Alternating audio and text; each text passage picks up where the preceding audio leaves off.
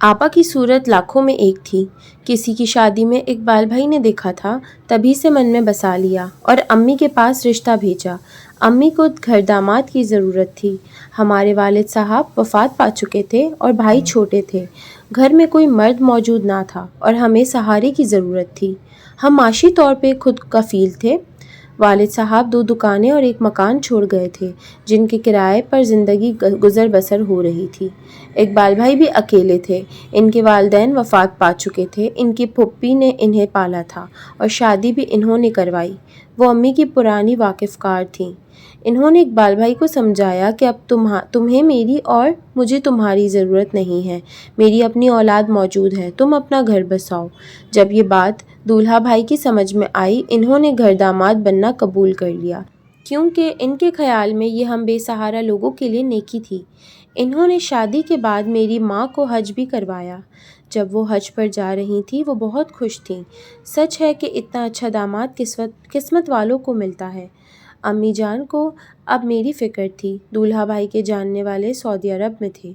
इन्होंने अम्मी जान को अपनी एक वाकिफ़ फैमिली से मिलवाया। इनका भांजा काशिफ बहुत अच्छा था और रोज़गार के सिलसिले में वहाँ मुकीम था। हज के दौरान काशिफ ने अम्मी जान की बहुत खिदमत की और इनका दिल जीत लिया। अम्मी को वो बेटों जैसा लगा। इन्होंने काशिफ से वादा लिया कि जब तुम पाकिस्तान आओ तो मेरे पास ज़रूर आना। 6 माह बाद वो पाकिस्तान आया तो मेरे घर भी आया। मुझे ये देखकर हैरत हुई कि इतना मालदार और आला तालीम याफ्ता इंसान किस कदर सादा और नेक दिल है। इसमें ज़रा भी बनावट नहीं थी। जब अम्मी जान ने अपनी मजबूरियां बताकर इसको दामाद बनाने की ख्वाहिश का इजहार किया तो वो सोच में पड़ गया। अम्मी को मेरे रिश्ते की फ़िक्र दिन रात खाए जा रही थी। इसने वादा किया कि वो इस मामले में हमदर्दी से सोचेगा, लेकिन फ़ैसला करने के लिए इसे थोड़ा सा वक्त चाहिए था। अम्मी इन दिनों बहुत मुस्तरब थीं। चाहती थी कि किसी तरह काशिफ को राज़ी कर लें और वो मुझे निकाह करके ही ले जाए। वो हर तरह से इसका दिल मुट्ठी में लेना चाहती थी। काशिफ 15 रोज़ हमारे घर ठहरा। इस दौरान वालदा ने इसकी ऐसी आवभगत की कि मैं सोच भी ना सकती थी। माँ मेरी खातिर किसी की इतनी खुशामद कर सकती है? मैं समझती थी कि वो सिर्फ़ आपा से प्यार करती हैं। एक जहांदीदा औरत थी। वो इस मामले को राज में रखना चाहती थी। अम्मी ने इकबाल भाई से इस बात को छुपा लिया और काशिफ से भी कहा कि अभी किसी से तस्करा ना करे। 15 रोज़ बाद अम्मी ने काशिफ को फ़ोन किया। बेटा, मैं दिल की मरीज़ा हूँ। मेरी ज़िंदगी का भरोसा नहीं। तुम जल्द मुझे बताओ कि तुमने क्या फ़ैसला किया है। मैं बीमार हूँ, मुझे ताख़ीर से परेशानी होगी। बेहतर है तुम हाँ या ना में जवाब दे दो। अभी दे दो ताकि मैं उम्मीद में ना रहूं। मैं बेआसरा औरत हूँ, चाहती हूँ मरने से पहले जवान बेटी का बोझ कंधों से उतार दूँ। अम्मी ने कुछ इस तरह रुकत से बात कही। काशिफ को हाँ कहना ही पड़ा। इस वक्त लोहा गर्म था। चोट लगाने से काम बन गया। हमदर्दी के जज्बात से सरशार इस नौजवान ने एक मजबूर बेवा का दिल रख लिया। अम्मी ने इसे इतनी मोहलत भी ना दी कि वो अपने वालिदैन को आगाह कर सके। अम्मी का ख्याल था इस तरह वो काशिफ की शादी में रुकावट डाल देंगी। अम्मी की काविशें रंग लाईं। मेरी आनन फानन शादी हो गई। ये शादी राज में रही। वो जद्दा रवाना हो गए, 3 माह बाद आने का वादा करके। अम्मी ने सुकून का सांस लिया। अब मैं सुहागन थी और मेरी माँ फूले नहीं समाती थी। वो बड़े फ़ख्र से कहती थी कि मुझे दोनों दामाद ऐसे मिले हैं जो मेरे घर को अपना घर समझते हैं। माँ की बात दुरुस्त थी। इकबाल भाई ने अपनों को हमारी खातिर छोड़ दिया था और अब काशिफ भी अपने वालिदैन से कटे हुए थे। अम्मी जान ने एक बात अच्छी तरह मेरे जहन में बिठा दी थी कि ससुराल वालों को ज़्यादा लिफ्ट नहीं करवाना, वरना वो तेरे मियाँ की कमाई लूट कर खाएंगे। मैं इन दिनों 17 बरस की थी। अक्ल से नहीं सोचती थी। जो माँ कहती थी इस पर बिना चूंचा अमल करती थी। अम्मी जान ने मुझे सिखा दिया था कि सास ससुर के खतूत शौहर तक ना पहुँचने देना। वो अगर रहने आ जाएं तो इनके साथ सीधे मुंह बात ना करना, वरना वो तुम्हारे गले पड़ जाएंगे। ठीक 3 माह बाद काशिफ जद्दा से लौटे। इन्होंने वालिदैन को बता दिया था कि वो शादी कर चुके हैं। वालिदैन की आरज़ू थी कि बेटे का सेहरा देखें, लेकिन पता चला कि बेटे ने इनको अपनी खुशी में शामिल किए बगैर ही ये काम कर लिया है। تو سخت ناراض ہوئے، تاہم مجھے دیکھتے ہی ان کی تمام ناراضگی ختم ہو گئی۔ تبھی انہوں نے مجھے ڈھیر ساری دعائیں دیں اور سونے کے زیورات بھی دیے۔ میری ساس کی آرزو تھی کہ بیٹے کی اچھی سی بری بناتیں اور دھوم دھام سے بہو کو بیاہ کر لاتیں۔ انہوں نے یہ آرزو بھی پوری کر لی۔ مجھے خود بازار لے جا کر بہت عمدہ جوڑے خرید کر دیے، مٹھائی بانٹی، غرض اپنی خوشی پوری کی۔ میں مانتی ہوں کہ میں ان دنوں بہت نادان تھی۔ ساس سسر اور ان کے گھر والوں کا حسن سلوک بھی میرے دل کو موم نہ کر سکا۔ زیادہ پڑھی لکھی نہ تھی، جو ماں نے سکھایا پڑھایا وہی میرے دل میں پتھر کی لکیر ثابت ہوا۔ سسرال میں 15 دن میں شہزادیوں کی طرح رہی۔ ہم جدہ روانہ ہو گئے۔ جب میں روانہ ہونے لگی، ساس مجھے گلے لگا کر رونے لگیں۔ کہا، بیٹی، ہمارا دل تجھ سے لگ گیا ہے، تیرے آنے سے رونق ہو گئی ہے اور تیرے جانے سے ہمارا گھر سونا ہو گیا ہے۔ وہاں جا کر خط لکھنا، ہمیں بھول نہ جانا۔ ساس ماں کی جگہ ہوتی ہے، ان کے احساسات کو میں نہ سمجھ سکی، محبت کو خوشامد جانا، ان کے آنسوؤں اور دعاؤں کی قدر نہیں کی۔ میرے خاوند اعلیٰ عہدے پر فائز تھے، میں نے اتنی سہولتیں خواب میں بھی نہ دیکھی تھی۔ میں بہت خوش قسمت تھی، میری تقدیر کھل گئی تھی۔ کاشف میرا بہت خیال کرتے تھے، وہ نجی خطوط گھر کے پتے پر منگواتے تھے، لہٰذا میں ان کے والدین کے خطوط کھول کر پڑھتی اور پھاڑ دیتی۔ ان کو نہ بتاتی کہ ان کے والدین اداس ہیں یا ان کو کوئی تکلیف ہے۔ 10 سال ہم جدہ میں رہے۔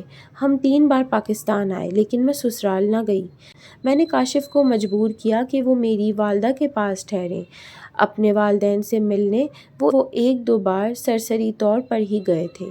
اب میں 4 بچوں کی ماں بن چکی تھی، ان کو ددیال نہ جانے دیتی تھی۔ یہ میری والدہ کی منشا تھی۔ ان کا خیال تھا کہ بچے دادی دادا سے دور رہیں، ورنہ وہ لوگ بچوں کی محبت کا بہانہ بنا کے ہمارے گھر گھسنے کی کوشش کریں گے۔ انسان خطاؤں کا پتلا سہی، لیکن جب اونت حد سے بڑھ جائے تو خدا کی بے آواز لاٹھی اس کے سر پر لگتی ہے، تب اسے ہوش آ جاتا ہے کہ دوسرے انسانوں کے بھی حقوق ہوتے ہیں، سکھ کے دن تھوڑے ہوتے ہیں۔ میری بادشاہی بھی اس دن ختم ہو گئی جس دن کاشف کی کار حادثے کا شکار ہو گئی اور وہ ناگہانی اس جہاں فانی سے رخصت ہو گئے۔ سارے چراغ بجھ گئے، میرے 4 سو اندھیرا پھیل گیا۔ میں دیار غیر میں تنہا اور غیر محفوظ ہو گئی۔ ایسے برے وقت میں کاشف کے چند دوست کام آئے۔ انہوں نے میرے اور بچوں کے پاکستان جانے کا انتظام کیا اور جو رقم کمپنی نے دینی تھی وہ بھی ان کی بھاگ دوڑ کی وجہ سے مجھ کو مل گئی۔ میں جتنے عرصے جدہ رہی ہمیشہ والدہ اور بھائیوں کو تحفے تحائف اور رقم بھجواتی رہتی تھی۔ والدہ کا گھر حقیقاً میرے خاوند کی کمائی سے چلتا تھا۔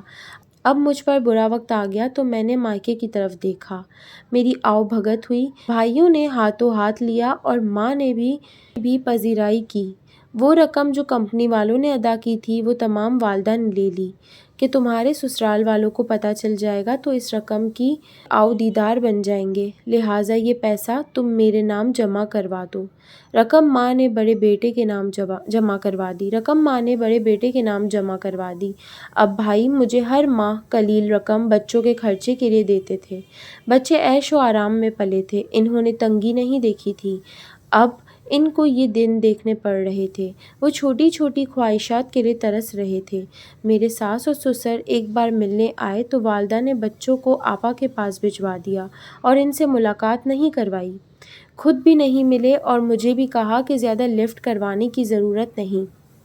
جس کے ساتھ ناتا تھا جب وہی نہیں رہا تو اب ان لوگوں کی کہاں گنجائش ہے؟ وہ سیدھے سادے شریف لوگ تھے۔ بہو ہماری مدد کی ضرورت ہو تو حاضر ہیں، بلا تکلیف بتا دینا کہ تمہیں کیا چاہیے۔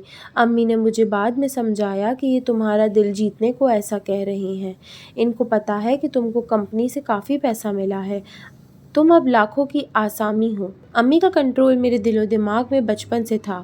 ماں قابل احترام ہستی ہے، ان کی برائی مقصود نہیں، لیکن کبھی کبھی یہی ہستی بڑی ظالم ہو جاتی ہے جب اپنے بیٹوں کی خاطر خود غرض بن جاتی ہے اور بیٹی کا حق غصب کر لیتی ہے۔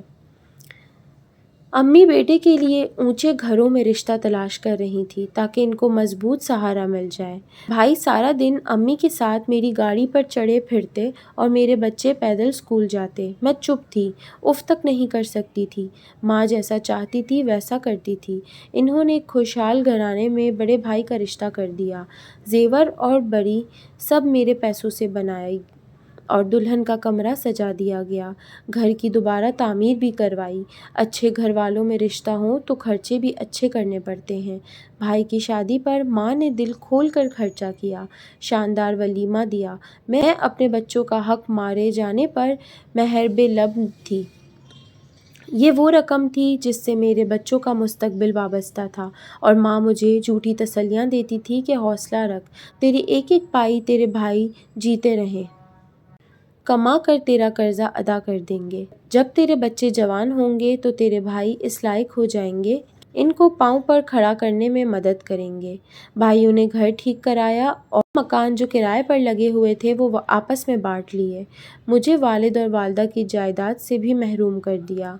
मैं और अम्मी बच्चों के साथ इस पुराने घर में रहते थे और भाई अपनी बीवियों के हमरा बड़े मकानों में चले गए। गोया आँख ओझल और पहाड़ ओझल।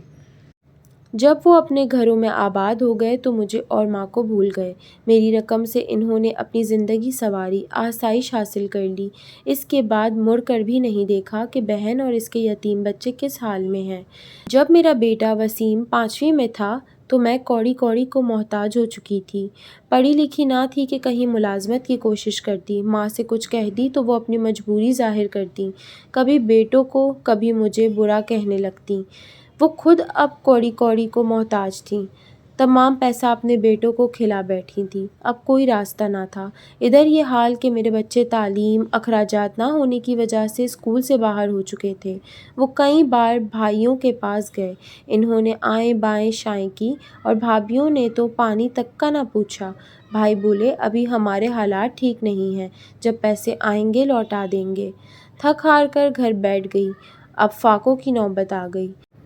जब बुरे हालात में गिर गई तो एक रोज़ ससुर साहब का ख्याल आया। सास ससुर में बुराइयां तलाश करने की कोशिश की, कोई बुराई न ढूंढ सकी। अब दिल की अदालत में मुजरिम बनी। इनका क्या कसूर था? वो तो मोहब्बत करते थे, मेरे बच्चों से प्यार करते थे, इनको गोद में लेने को तरसते थे। लेकिन मैंने ये क्या किया? इनकी औलाद से इनको दूर रखा और बच्चों को इन्हें छूने तक नहीं दिया। ये कहाँ का इंसाफ है कि वालिदैन जो पालते पोसते हैं, बड़ा करते हैं, जब बेटा जवान हो जाता है तो फिर वो अपने वालिदैन को भुला देते हैं। कली तौर पे बीवी बच्चों का होकर रह जाता है। काश मैंने अपनी माँ की बातों को गिरह में ना बांधा होता, अपने सास ससुर का ख्याल किया होता तो वो अपने पोते पोतियों के सर पर हाथ रखते। एक दिन मैं बाजार से गुजर रही थी, खुर्रम की दवा लेनी थी कि अचानक ससुर साहब क्लिनिक पर मिल गए। मुझे देखकर फौरन मेरी तरफ आए और बोले, क्या बात है बहू, खैरियत तो है? खुर्रम बीमार है, इसकी दवा लेनी थी। कहते हुए मेरी आंखों में आंसू भर आए। वो भी मुझे रंजीदा देखकर आप बीता हो गए। कहने लगे, मैं डॉक्टर को दिखा देता हूँ, ये डॉक्टर मेरा बेटा बना हुआ है। इन्होंने पोते को गोद में उठा लिया। वो बुखार से फींक रहा था। डॉक्टर को दिखाया, फिर कहा, बेटी नाराज ना होना, अगर कहूँ तो 2 मिनट के लिए घर चलें। बच्चों की दादी इनके लिए बहुत उदास है, इनको देखने को हमारी आंखें तरसती रही है। इन्होंने मेरे लिबास से हमारी खस्ता हाली का अंदाज़ा लगा लिया था। मैं इनके साथ गाड़ी में बैठकर इनके घर चली गई। जैसे ही मैंने कदम रखा, मेरी सास ने कहा, बिस्मिल्लाह, खुदा तुम्हें सलामत रखे, आज मेरी आंखें रोशन हो गई है। तुम कैसे आ गईं? यकीन नहीं आता। वो अपनी जगह से उठी और लपक कर मेरे बेटे को गोद में भर लिया, सीने से लगाया, प्यार करती जाती थी और रोती जाती थी। अपने मरहूम बेटे की औलाद में वो अपने बेटे की रूह को तलाश करती जाती थी। ये नज़ारा देखकर मैं रोने लगी, खुद को लानत मलामत करने लगी कि मैंने इन लोगों पर कितना जुल्म किया है। इनको जालिम समझती थी, हालांकि खुद जालिम थी। पहली बार मुझे एहसास हुआ कि मेरी ज़ात की कुछ अहमियत है। मेरे बच्चों को किसी का तहफ़्फ़ुज़ हासिल है और ये बेसहारा नहीं है। जिन भाइयों पर तकिया था वो तो साथ छोड़ गए और जिनको अच्छा नहीं समझती थी वो कितने अच्छे निकले। गरचे जवान साल बेटे की मौत ने इनकी कमर तोड़ दी थी, फिर भी मेरे बूढ़े ससुर मेरे बच्चों को तहफ़्फ़ुज़ देने के लिए कमर बस्ता हो गए।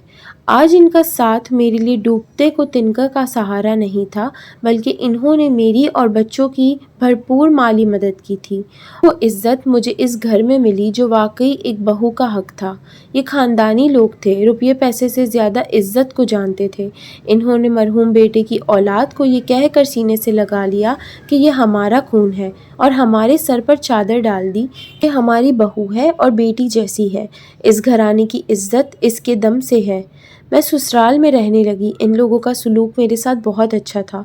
मुझे अपने किए पर शर्मिंदगी होती थी। मैं खुद को इनका मुजरिम समझती थी। इनको तकलीफ़ दी थी, इनको इनके बेटे से दूर रखा था। अपने बच्चों को जिनसे छुपाती थी वो तो इन पर जान फिदा करते थे। मेरा ये ख्याल भी गलत था कि इनको दौलत का लालच है। इनको किसी किस्म का लालच ना था। इन्होंने तो मुझसे पूछा तक नहीं कि मुझे जद्दा कंपनी से जो पैसा मिला वो कितना था और वो रकम कहाँ है, बल्कि वो कहते थे बहू गम ना करो, दौलत चली गई तो कोई बात नहीं, दौलत आनी जानी चीज़ है, लेकिन रिश्ते दौलत से अफजल होते हैं। खुद इनको बताया कि वालदा ने कंपनी से मिलने वाली रकम भाइयों को अमानत दी और उन्होंने खयानत की। ससुर कहने लगे बेटी गम ना करो, तुम्हारे भाइयों की ज़िंदगी में गई तो गोया तुमने माँ की खिदमत की और तुम जन्नत की हकदार हो गई। मेरे पोते पोतियों के लिए हमारे पास अल्लाह का दिया बहुत कुछ है। अब मुझे पता चला कि अच्छे लोग कैसे होते हैं। वो वाकई फ़रिश्ता सिर्फ इंसान थे। मैंने अब जाना कि मैं कितनी खुशकिस्मत हूँ कि मुझे ऐसा ससुराल मिला, और मैं कितनी बदनसीब थी जो इतने अरसे ऐसे लोगों से दूर रही। अब समझ आया कि सास ससुर भी माँ बाप की तरह होते हैं और नेकी का फल ज़रूर मिलता है। अच्छाई रायगा नहीं जाती, जबकि बुराई इंसान को नफ़रत के पाताल में ऐसे फेंकती है कि आदमी दूसरों को फना करने की चाह में खुद ही दफन हो जाता है। हमें माँ बाप की कदर करने के साथ साथ सास ससुर की भी कदर करनी चाहिए। आज मेरे बच्चे तालीम याफ्ता अच्छे मकाम पर हैं तो मेरे सास ससुर के दम से हैं, वरना मैंने तो इनकी बर्बादी में कोई कसर नहीं छोड़ी थी। अगर मेरी कहानी पसंद आई हो तो मेरे चैनल को सब्सक्राइब ज़रूर कीजिएगा, कमेंट करके ज़रूर बताइएगा आप लोगों को कैसी लगी। अल्लाह हाफ़िज़।